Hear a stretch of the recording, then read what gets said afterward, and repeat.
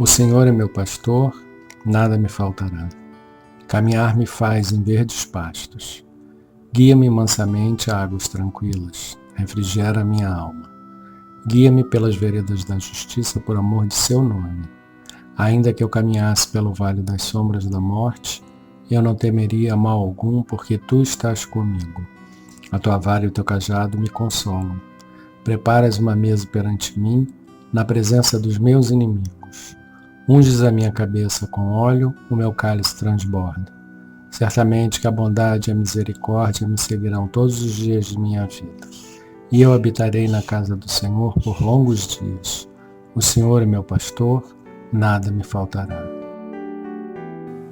Jesus, Mestre sublime, fazei com que entendamos a vossa vontade e nunca a nossa, entregando-nos às vossas mãos fortes para nos conduzir.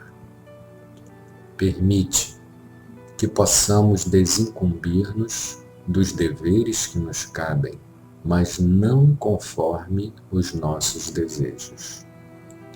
Lançai vosso olhar sobre nós, a fim de que tenhamos a claridade da vossa ternura e não as sombras da nossa ignorância. Abençoai os nossos propósitos de servir-vos, quando somente nos temos preocupado em te utilizar de vosso santo nome para servir-nos. Envolvei-nos na santificação dos vossos projetos, de forma que sejamos vós em nós, porquanto ainda não temos condição de estar em vós. Dominai os nossos anseios de poder e de prazer, auxiliando-nos na conquista real da renúncia e da abnegação. Ajudai-nos na compreensão de vossos labores, amparando-nos em nossas dificuldades e socorrendo-nos quando mergulhados na argamassa celular. Facultai-nos a dádiva de vossa paz, de modo que a distribuamos por onde quer que nos encontremos e todos a identifiquem, compreendendo que somos vossos servidores dedicados.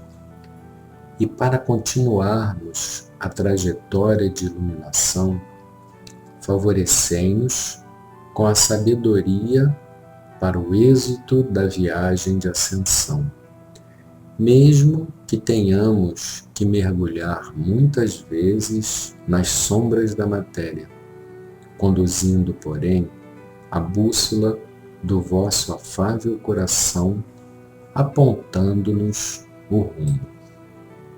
Senhor, intercedei junto ao Pai todo amor por vossos irmãos da retaguarda, que somos quase todos nós.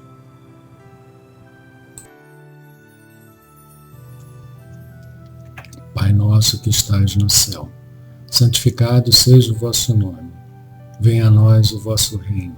Seja feita a vossa vontade, assim na terra como no céu. O pão nosso de cada dia nos dai hoje. Perdoai as nossas ofensas, assim como nós perdoamos a quem nos tem ofendido. Não nos deixeis cair em tentação e livrai-nos do mal. Amém.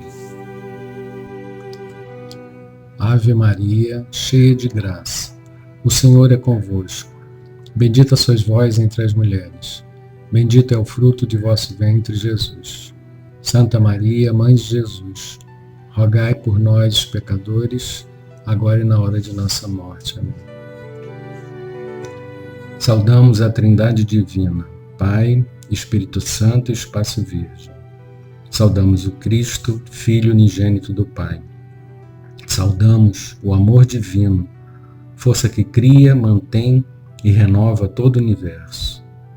Pedimos, Pai, por todos os seus filhos que vivem neste planeta, encarnados e desencarnados. Pedimos pela paz no mundo, entre povos e nações. Pedimos pelos mais necessitados, que o seu amor possa atender às suas necessidades. Pedimos pelas crianças do mundo e, em especial, por aquelas que não têm um lar para morar e uma família para amar e serem amadas. Pedimos por todos que ajudam a Creche Santa Clara e os programas sociais da CFA. Da sabedoria do Evangelho de Torres Pastorino, o Pão da Vida, parte 2, motivação. João, capítulo 6, versículos 26 a 34. Respondeu-lhes Jesus e disse: em verdade vos digo, vós me procurais, não porque vistes demonstrações, mas porque comestes dos pães e vos saciastes. Trabalhai não pelo alimento transitório, mas pelo alimento estável para a vida imanente, que vos dará o Filho do Homem, pois o Pai o confirmou. Eles lhe perguntaram: que faremos para realizar as obras de Deus? Respondeu Jesus e lhes disse: esta é a obra de Deus, que acrediteis naquele que ele enviou. Perguntaram-lhe então: que demonstrações fazes para que as vejamos e acreditemos em ti? Que realizas tu? Nossos pais comeram o maná no deserto, como foi escrito: deu-lhes a comer o pão do céu. Replicou-lhes então Jesus: em verdade vos digo, não foi Moisés que vos deu o pão do céu, mas meu Pai vos dá o verdadeiro pão do céu. Porque o pão de Deus é o que desce do céu e dá vida ao mundo. Disseram-lhe então: Senhor, dá-nos sempre esse pão. A aula teórica que Jesus dá sobre o pão da vida e que constitui uma parte do seu ensino, de seu logos, é uma explicação da aula prático-experimental que foi a multiplicação dos pães e peixes, trecho dos mais profundos que o Evangelho nos conservou. Estudaremos cuidadosamente, dando os comentários linguísticos primeiro, e a seguir a interpretação impressa em grifo.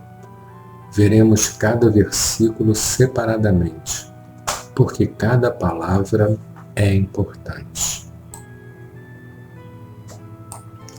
No versículo 26, a palavra respondeu é fórmula genérica no sentido de tomou a palavra ou prosseguiu.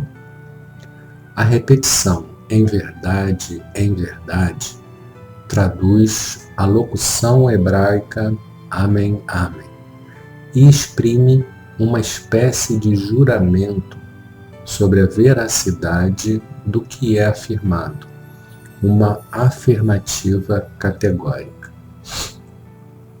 Demonstrações é o sentido real da palavra usada. Sinal, prova, demonstração. Só lhe sendo atribuído o sentido de prodígio, milagre, tradução que lhe é dada sistematicamente nas edições comuns, quando a demonstração é fora do comum, acima do normal. Só não aceitamos essa tradução porque hoje a palavra milagre variou de tal forma de sentido que passou a significar outra coisa. No versículo 27, a palavra trabalhai dá o sentido de esforçar-se ou trabalhar com esforço, arduamente.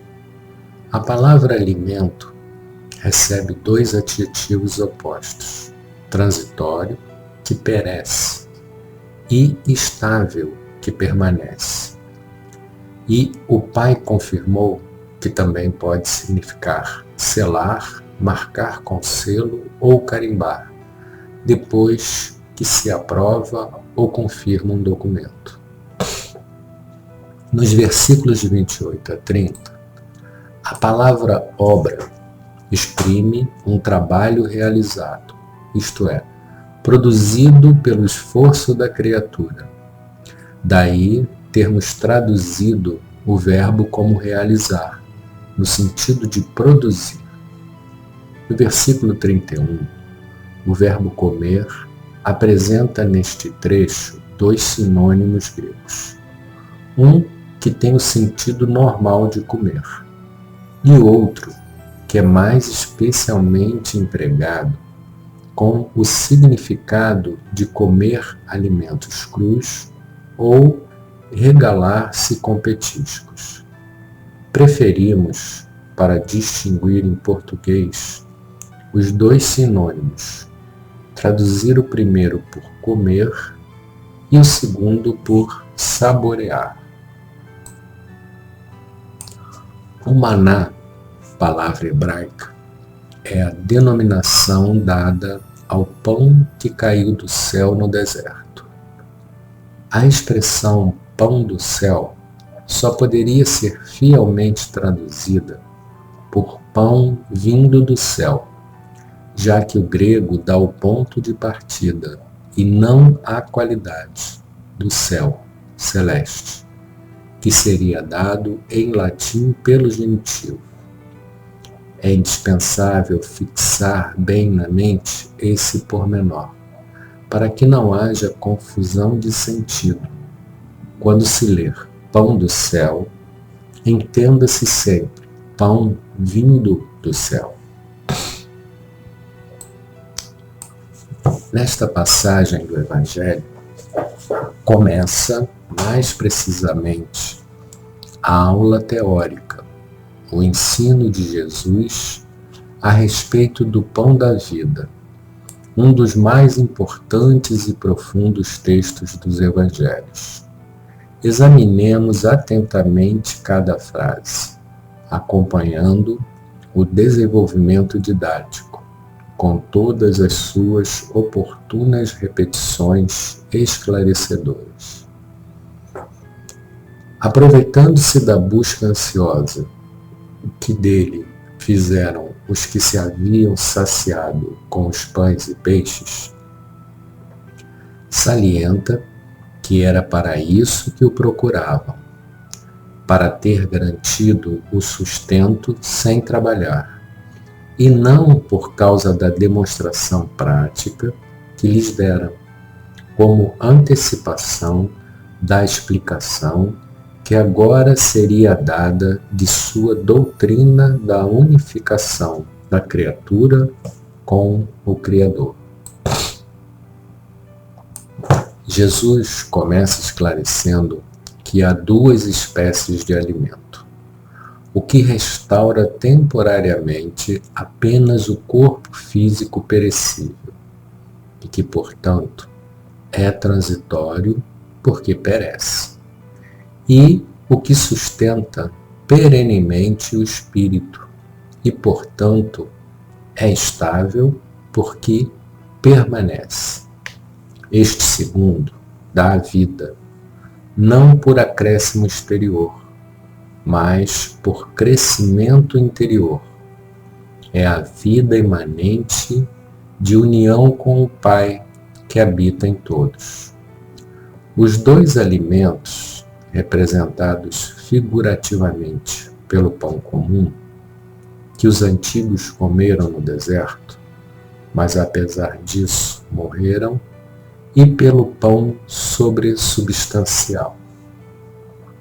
E é este pão sobressubstancial, afirma o mestre em sua aula magistral, que nos será dado pelo Filho do Homem, isto é, pela individualidade já evoluída, e, portanto, desperta e vigilante, porque a este Filho do Homem o Pai já confirmou, isto é, já lhe colocou o seu selo com a unificação do encontro místico. Justamente por este segundo alimento estável é que precisamos trabalhar com esforço, e não pelo pão comum e transitório que nutre por algumas horas o corpo perecível. Os ouvintes indagam o que fazer para realizar as obras de Deus. A pergunta, que em português parece não condizer com a explicação anterior, tem perfeita consonância no original grego, pois é repetido o mesmo verbo empregado por Jesus, com seu objeto da mesma raiz. Tanto que a tradução literal é: que faremos para trabalhar os trabalhos de Deus? A resposta é simples e pouco exigente. Para realizar as obras de Deus, basta confiar, crer naquele que foi enviado à terra pelo Pai. E deixa entrever que o enviado do Pai é exatamente ele, o Cristo, que estava então falando através da personalidade de Jesus, o Cristo cósmico, terceira manifestação divina, o Filho, o amado, que proveio do Pai, foi enviado à terra e habita em todos, confiando em sua voz silenciosa no âmago de nosso ser, nós realizaremos as obras de Deus. Diante dessa afirmativa solene, e sem perceber que não era a personalidade de Jesus que falava, indagam qual a prova que ele pode dar, a fim de confirmar sua missão de embaixador. Querem uma demonstração. Teriam esquecido a maravilhosa comprovação realizada havia menos de 24 horas na multiplicação dos pães e peixes? E eles insistem: o que realizas? E prossegue a argumentação dos ouvintes. Moisés deu a nossos pais o pão vindo do céu no deserto, está escrito. Mas calam a principal razão que já fora percebida e veladamente denunciada por Jesus. O sustento foi dado por Moisés anos a fio, sem que ninguém precisasse fazer força.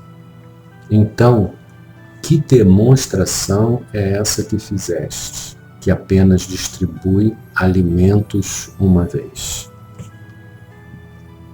Jesus protesta quanto à expressão pão vindo do céu, dizendo que esse Moisés não havia dado. Esse, o verdadeiro pão vindo do céu, só o Pai o dá, ninguém mais. Porque o verdadeiro pão vindo do céu é a centelha divina, o Cristo interno. Eu sou o pão vivo que desci do céu e que habita, diríamos com a deliberada ênfase de Paulo, que habita corporalmente em todas as coisas. Não satisfeito ainda, Jesus esclarece mais. O pão de Deus, não o humano, esse é o que desce do céu, e seu efeito é maravilhoso, porque dá vida ao mundo. Ora, está bastante claro que nossa interpretação está correta. Não se trata aqui do pão vulgar de trigo, tomado apenas como símbolo, nem mesmo do pão sobressubstancial que alimenta o espírito, mas de algo mais profundo, daquilo que realmente dá vida ao mundo.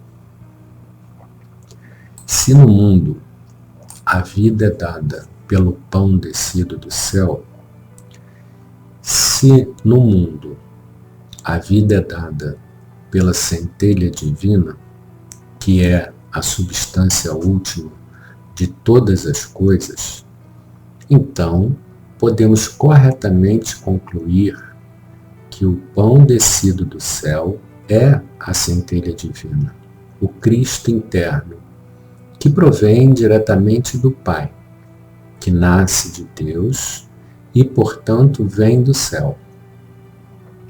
Concorda com isso o que ensina Agostinho: quando eu aderir a ti com todo o meu eu, minha vida será viva, toda cheia de ti.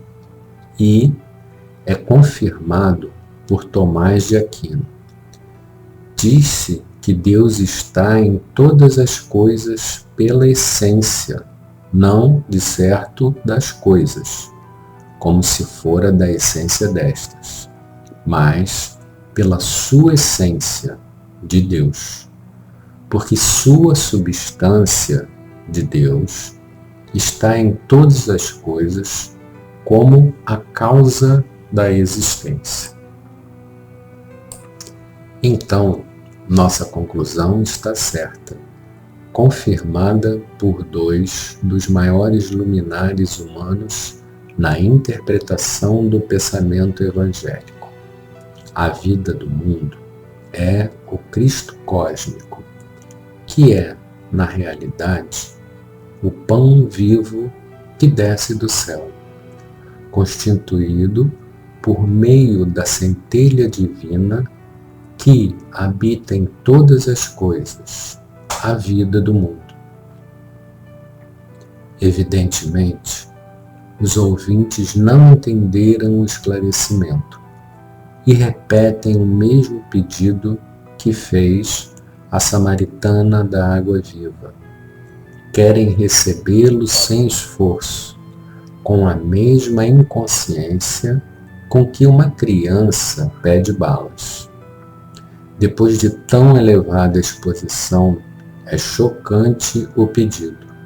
Demonstra a total incompreensão da audiência.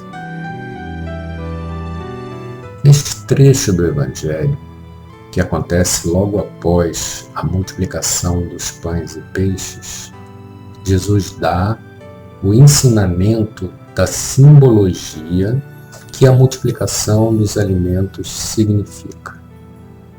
Jesus nos ensina que devemos buscar incessantemente pelo pão de Deus, que habita dentro de todos nós e de tudo no universo.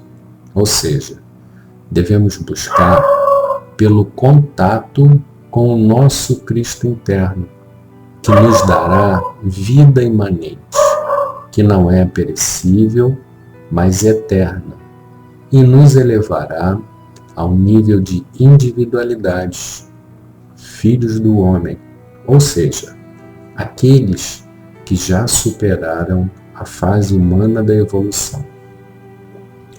Para sintonizarmos com a divindade e nos alimentarmos desse pão que dá a vida imanente, basta confiar no Cristo, através da intuição que vem do fundo do nosso coração, confiando em sua voz silenciosa no âmago de nosso ser. E aí nós realizaremos as obras de Deus. Mas como normalmente acontecia naquela época e continua acontecendo atualmente, a maioria das humanas criaturas estão preocupadas com as coisas imediatas, perecíveis e terrenas, e não compreendem o ensinamento que o Cristo estava dando naquele momento, que poderia libertar a todos que o praticassem. Por fim, é necessário dar mais atenção aos ensinamentos trazidos pelo Cristo, para que possamos reformar a nossa forma de pensar e agir, e então atuar no mundo de acordo com o amor incondicional de Deus. Senhor, faz de nós um instrumento da sua paz. Onde houver ódio, faz com que eu leve o amor. Onde houver ofensa, que eu leve o perdão. Onde houver discórdia, que eu leve a união. Onde houver dúvida, que eu leve a fé. Onde houver erro, que eu leve a verdade. Onde houver desespero, que eu leve a esperança. Onde houver tristeza, que eu leve a alegria. Onde houver trevas, que eu leve a luz. Ó Mestre, faz com que eu procure mais consolar que ser consolado, compreender que ser compreendido, amar que ser amado, pois é dando que se recebe, é perdoando que se é perdoado, e é morrendo que se nasce para a vida eterna.